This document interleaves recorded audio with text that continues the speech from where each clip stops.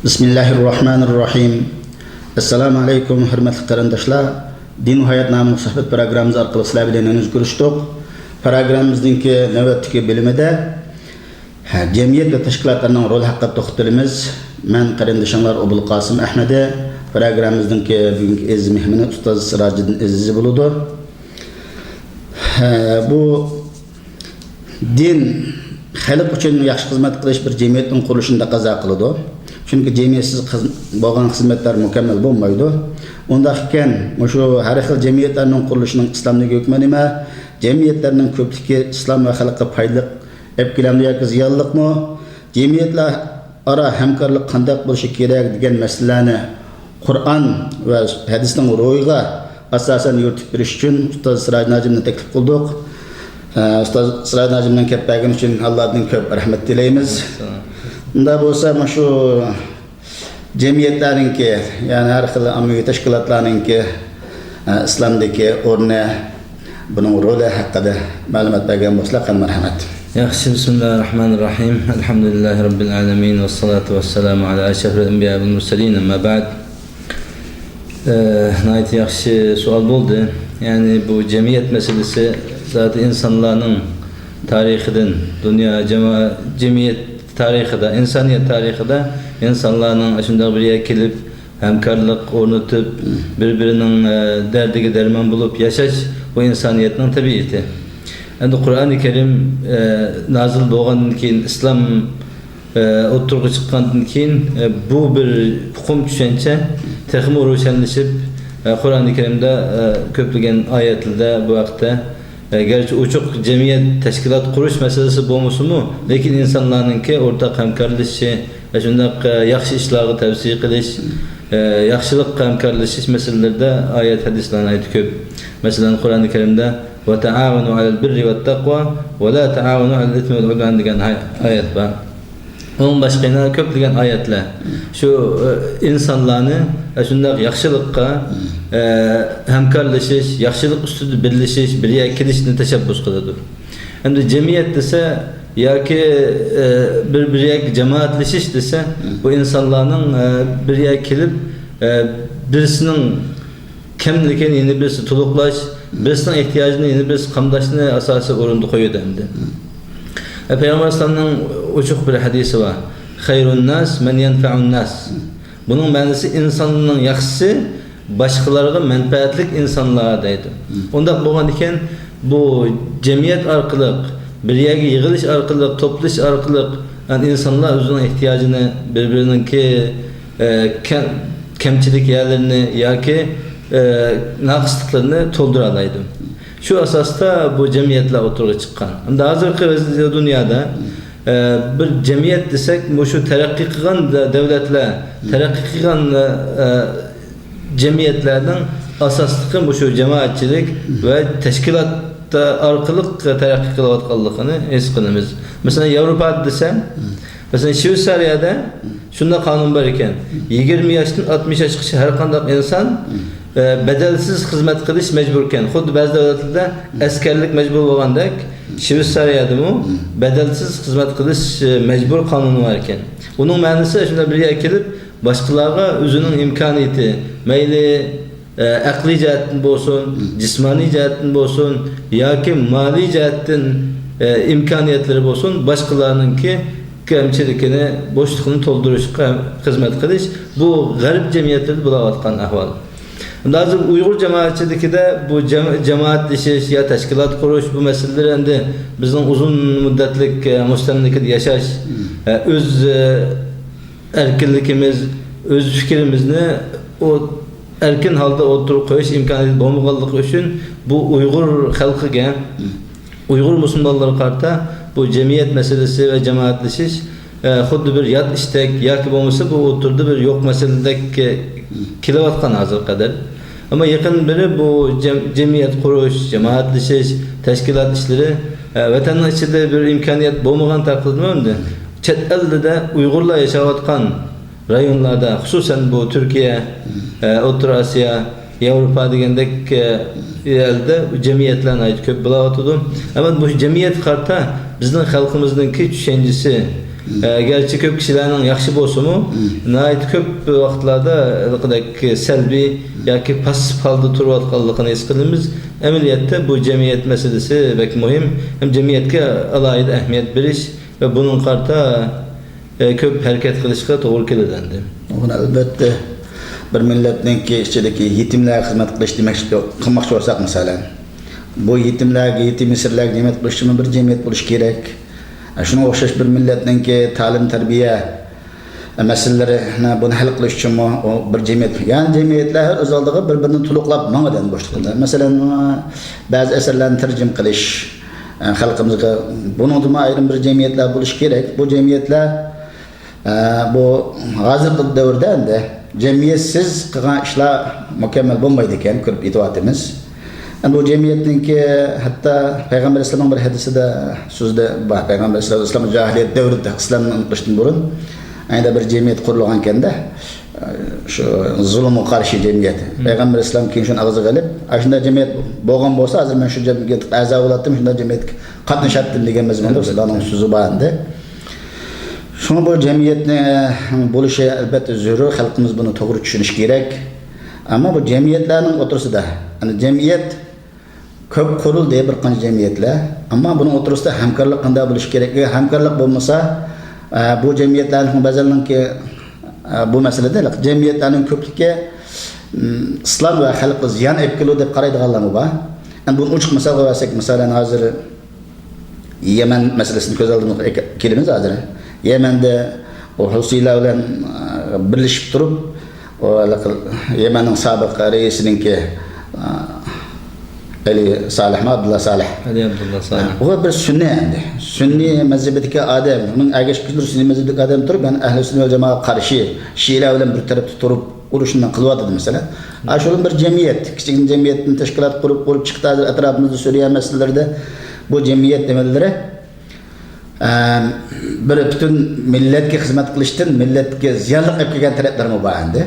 Şuna bu muşunun aldığını edişimiz için bazı bütün basatlar özara ixtilafının aldığını için cemiyetler ara hemkarlık kanda buluş gerek.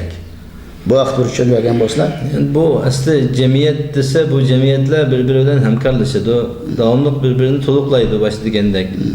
Yani bu siyasi maksatlı kurulgan bazı cemiyetler, teşkilatlar yoki partilerning meselesi bu hakiki yaxshi niyet bilan qurilgan bir millatni, bir jamoatni yoki bir tashkilotni haqiqiy rivojlantirish, xalqning ehtiyojini qamdash yoki xizmat qilish niyatida bo'lsa, bunda ishlar chiqmaydi. Aslida asosi buzuq bo'lgan jamiyatlar, tashkilotlar yoki muayyan bir nishon maqsadda, mayli siyosiy bo'lsin yoki moddiy g'araz bilan bo'lsin, qurilgan tashkilotlardan yaxshilik kutish mumkin emas. Ama biz irade qilgan, biz xohlaydigan jamiyat haqiqiy turda bir millatning, bir jamoatning yoki bir jamiyat ommaninki o'rtaq manfaatini himoya qiladigan, uni yaxshilik qiladigan yoki bir millatni taraqqiy qildirish uchun qurilgan jamiyatlar ustida to'xtalsak, bularda hamkorlashmay mumkin emas. Hamkorliksiz jamiyat bo'lmaydi. Jamiyatning ma'nosi hamkorlashish. Ya'ni bu ilqidagi badalsiz ixtiyoriy xizmat qilish meselesi bu İslam'ın asası boğaçka. Bu cemiyet arkalık insanlar kılıdı. Yani cemiyet arkalık insanlar kimden nemige ihtiyacı var, kimden marif ihtiyacı var, kimden yardımga ihtiyacı var. Şunu insanlar özara bir keliş arkalık, şundan bir cemiyetke a'zo bo'lish orqali yoki uni qo'llash orqali inson o'zini qiladi, haqiqiy ehtiyojni qamdaydi. Endi hozir biz şu Uyg'ur jamiyatida nurg'un tashkilotlar, jamiyatlar bor, biz Uyg'urlarni asos qilsak. Endi Uyg'urlarga eng yaqin mayli millat jihatdan bo'lsin, til jihatdan bo'lsin, ham dindosh Türkiye var.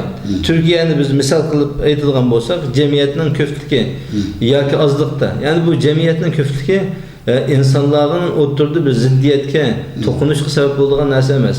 Aslida jamiyatning ko'pligi ehtiyojdan yüzüden bo'ladi. Masalan, men bu meselede Türkiye'deki cemiyet tertibi, cemiyetleşish, yani bu teşkilatlarının sani, ularning hareketleri to'g'riliq biraz izlendim. Mesela bu Türkiye dünyada cemiyetinin köklüğü, teşkilatlarının köklüğü de alaydı bir devlet deyişki buludu iken. Mesela 2000'li yıllarda Türkiye'de muşu meyli hemkarlık cemiyeti ve başka her xil cemiyetler teşkilatlarının sani takriben 56 bin 60 bin etrafı iken bir 6 yıl ceryanında takriben 2006-2007 kelgen vaxtıda bu cemiyetlerin sani 160 bin çıktı. Yani bir Türkiye'de 2006'da 160 bin cemiyet var iken. Ondan keyin qanchalik köpeydi o ma'lum bizga ma'lum emas. Ama shuncha ko'p cemiyetler nima ish qiladi? Bu qanday bo'ldi? Masalan, bir İstanbul desa, İstanbulda 14-15 milyon adam yaşaydı deymiz. Şu bir İstanbulda 17 bin teşkilat var iken. Bir İstanbul şehrinde. Ama bu teşkilatlar hiç qaysi birbiriyle tokunuşmay, ciddelleşmay, halkın ihtiyacını özünün yol tutkan yolu ve özünün imkaniyeti boyunca hal kılıp kelyaptı. Şuna okşaşlar bizden Uygur cemiyetlerimi, Uygur teşkilatlarımı, Uygur halkımı şundan özünün asası menfaatleri, nişanları ve özünün ihtiyacına göre bu teşkilatla otursa da hemkarlaşış, birbirini tuluklaş bilen meniş lazım. Maalesef bazı bizden kögen düşengen bazı ahvallardan elqadak meyli bir teşkilat bolsun, şahs bolsun, cemiyet bolsun, köpleri elqadak özünün cemiyetinin menfaati, etrafdakilerin menfaatini birinci orunda koyulgan, o başka işlerden hesaplaşmaydigan bir ahval mevcuttek görünüyordu. Bu hakikaten doğru iş emas. Asli doğru özünün cemiyetinin asası menfaatleri, asası kılgan işleri, hareketleri var. Meyli dini cihetin bolsun özünün tutkan bir yolu, siyasi cihetin tutkan bir yolu var, ahlaki cihetin özünün prensipleri var. Aynı vaxtıda başka kişiler mi, başka cemiyet mi? Elbette şu bir özümüzden, milletimizden, özümüzden, halkımızdan teşkilatları. Yani biz insanların hemini bir yere yığış, bir yere toplaş mümkün emez. Yani Allah Kur'an-ı Kerim'de biz sizlerine ve cealnakum şu'uben ve kabaile li ta'arafu degan ayet var mı? Biz sizlerine şunda her xil millet, kabile, kavim kılıp yarattık. Özara hemkarlaşanlar ve birbirinden tunuşanlar için. Demek ki insanların ki her xil millet buluşu, cemaat buluşu ya fikirli ihtilaflar buluşu onun devamlı cidel maceraga özünün menfaati üçün başkalarının menfaatini oturuşturduğun işinin buluşu sebep buluş lazım emas. Şu sebepten bu Uygur cemiyeti, Uygur cemaatçiliki de teşkilat meselesi karta biz devamlı kılıkdaki yeterlik bir məlumatqa ega bo'lmay, tushunchimiz yaxshi bo'lmay kelayotganini his qilyapmiz endi. Bu o'zgarish kerak. Biz shunday masalan Turkiyada yashayotganlar, Turkiyadagi insanların cemiyetga qarta, teşkilatlarga qarta nima ish qilayotganligini bilishimiz lazım. Yani mesela bu Türkiye'de ticaretçiler uyuşması cemiyeti var, işçiler uyuşması var, hayvanların hukukunu himaye kıldıgan teşkilatlar var. Şuna nurgun sahadaki teşkilatlar var iken hemisi birbirlerine cidelleşmeyi, uğraşmayı kilotudu. Ama bu siyasi teşkilatlar, partilerin ki cidel maceraları bu umumi bu halkının ihtiyacı karta kurulgan hemkarlık cemiyetleri, teşkilatlarının onunki tutkan yolu başkandı. Onu kıyas kılıp seliştirip devamlı biz birbirimizden uğraşıyoruz giderilişke yolu yok bence. Yani cemiyetsiz bir millet degan, yani bir ihtiyaçsız millet olgan bo'ldi ekan. Cemiyet bo'lmagan millet en miskin bir adam echinishlik bo'ldi ekan. Cemiyet degan ma'nosi şu cemiyetler bu şunun kuyundigan Allah'tan haqiqiy qo'rqadigan cemiyet bo'lgandan keyin onunga şu milletdagi şu xalqqa nima kam, qaysi tarafdan xizmat qilish kerak deganini o'ylab şu milletning menfaati İslam Kur'an'a uygun halda emsilin ayet mühim bir narsaga ishorat qilib yuqorida o'sha Yevropa cemiyetlarida bo'lib Avustraliyadagi bunday davlatlarda bu cemiyet qo'rg'andan keyin har qanday bir odamlarningki shu cemiyetda bedelsiz ishlash bu ham bizning yuqoridagidek bu cemiyet qurish hatta cemiyette ishlash bu nurg'ulg'an Uyg'ur ziyolilar ichida olimlar ichida biz bunun sil qarab kelayotgan bir mesele endi. Tamam. Onun alayda cemiyet kuruşunu bazıları doğru tapmaydı, hatta o teşkilat siyasi o başka gap. Zanın milletin dinin için bir hizmet kılış için bir uyuşuş bir narsaga. Onun için hatta bir cemiyet kurulgandan keyin endi Halisane ilmning zakati degan bir gap var endi. Halisane bir milletim üçün, dinim üçün bir xizmat qilay degan gap yo'q. Onun qancha pul maash uradi ekan, maash yo'q, ishlaymiz, ishlaymayman deydigan. Bu haqda endi biz dunyoning har qaysi joylaridagi Uyg'ur qarindoshlarımizga bu jamiyat deganning ma'nosi bir qo'saq boqadigan, jam boqadigan ishxona qurib olish degan bo'lmaydi endi. Jamiyat degan shu o'zimizga fidokorlik, o'zimizning nafsini kechib turib, balki jamiyatning ishg'ollarini o'zimizning yanada iqtisod chiqim qilib turib, xalqimga, dinimga, millatimga qanday ustidan xizmat qilmaydi degan bir narsa bo'lish kerak jamiyat degandan keyin. Bu vaqtda ham bir uchuqlashtirib bergan bo'lsa, shu orqali Alloh hammalarni hidoyat qilib, xalqimizga yaxshi xizmat qilgan salih mu'minlarni qilib olsa gap emas.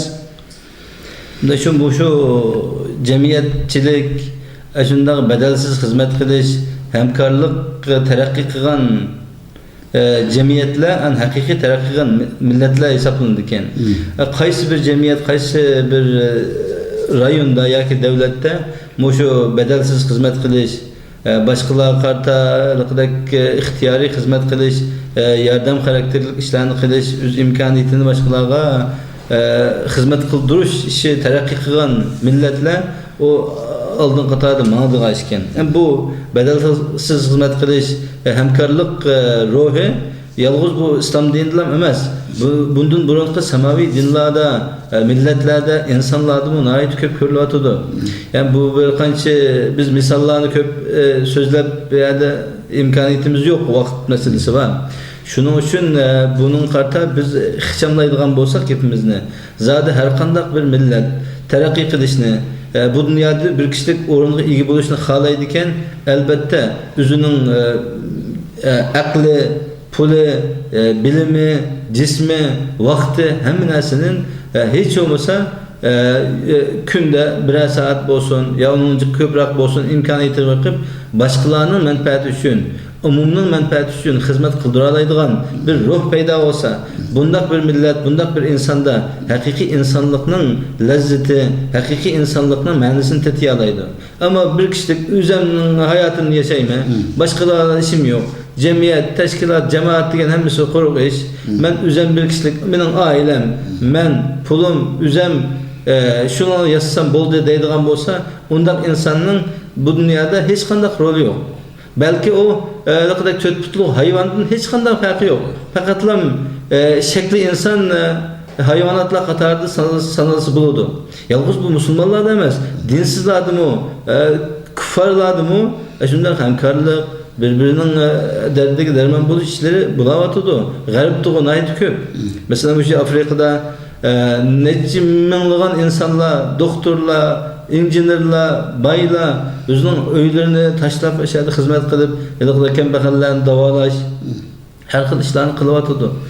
Bu bundaq bir ruh haqiqiy bir mu'min musulmonda albatta texmi ko'p bo'lishi lozim va bizning Uyg'ur jamiyatida texmi ko'p bo'lish kerak. Nimishqa biz millat boshqalarga o'xshamaymiz. Bizning ehtiyojlarimiz ko'p, kamchiliklarimiz ko'p. Biz haqiqiy turda bir millat sifatida kelgusiga bir yaxshi qadam boshlash va o'zimizni isbotlash va o'zimizning haq-huquqlarimizni boshqalardan tartib elishni xohlaydi ekanmiz. Albatta biz o'zimizni har tarafdan yetildirishimiz va butun kuchimizni o'shunday umumning, jamoatning, xalqning, millatning, musulmonning, dinning manfaati uchun xizmat qildira olgandan bo'ladi. Shu sababdan ko'p masalalar, salbiy taraflar bor bizda, ammo ijobiy taraflarmi ko'p, xizmat qilayotganlarmi ko'p. Ammo bu yetarli emas. Texmi ko'p bo'lishga, texmi tirishga arziydi bizning ishlarimiz. Ko'p rahmat, Alloh ko'p ajr bersin. Bu xalqimiz ichida salqarlik qilayotgan bir masala edi.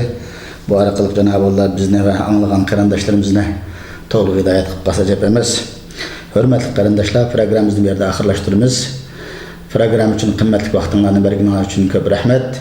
Yaxshi soatlardan uchirish umidi bilan har biringlar bilan xo'shlashamiz. Xayr, salomat bo'linglar. Assalomu alaykum va rahmatullohi va barakatuh.